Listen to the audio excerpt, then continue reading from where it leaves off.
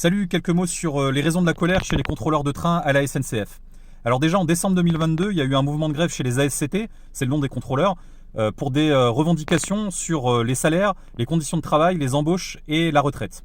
La revendication principale, c'était que les ASCT, ils obtiennent le statut de roulant. Pour comprendre ce que c'est le statut de roulant, il faut comprendre comment est composé le salaire d'un cheminot à la SNCF.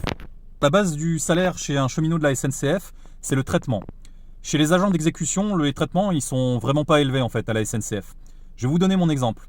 J'ai plus de 10 ans d'ancienneté et avec un temps plein, mon traitement de base est de 1 700,16 € par mois brut.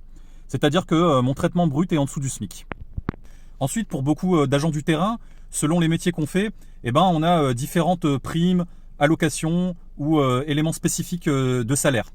Ça peut être par exemple au titre des métiers salissants, du boulot en 3/8, du boulot de nuit, du boulot en décalé ou du fait que on doit faire des déplacements. Par exemple, pour les conducteurs et les contrôleurs, on fait des découchés, c'est-à-dire qu'on est amené à ne pas dormir chez nous dans le cadre de notre service. L'élément le plus important dans la paye après le traitement, c'est la prime de travail.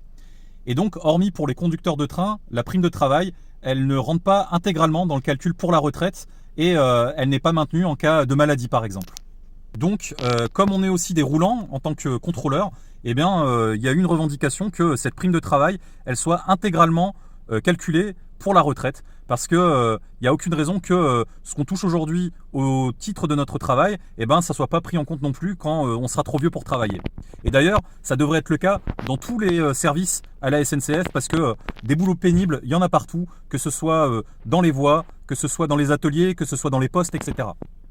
Et donc, on touche du doigt le fond du problème à la SNCF, c'est qu'une trop grande partie de la rémunération, elle est composée de primes.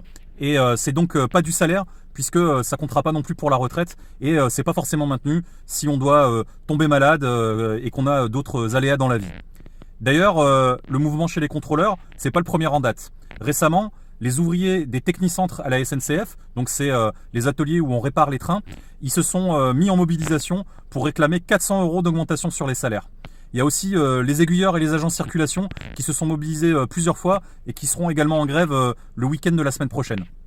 Alors Jean-Pierre Farandou, le PDG de la SNCF, ces derniers jours, il a fait des déclarations dans les médias pour essayer de faire passer les contrôleurs comme des privilégiés qui toucheraient des salaires faramineux qu'on n'a jamais vus sur nos fiches de paye par ailleurs, pour essayer de faire croire que cette grève elle est illégitime et que c'est juste le caprice d'une fraction des cheminots qui n'entendraient pas raison. Alors ces fake news, elles ont deux buts. Le premier, c'est de diviser les contrôleurs du reste de la population et notamment des usagers qu'on transporte au quotidien, que ce soit pour partir en vacances ou pour aller au boulot.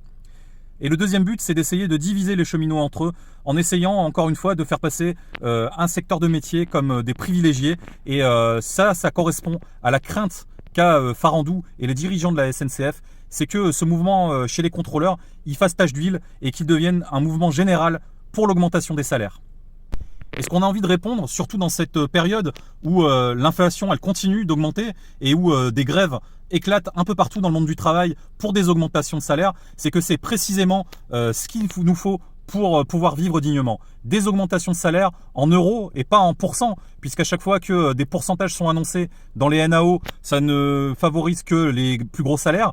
Il faut des augmentations de salaire en euros, 400 € de plus sur tous les salaires des cheminots pour pouvoir vivre dignement, pour pouvoir partir en vacances et pour pouvoir enfin avoir des salaires qui suivent l'inflation. Alors ce vendredi, comme des milliers de mes collègues, je serai en grève pour demander des augmentations de salaire, l'obtention du statut roulant et de meilleures conditions pour le départ à la retraite. Vive la grève des travailleurs!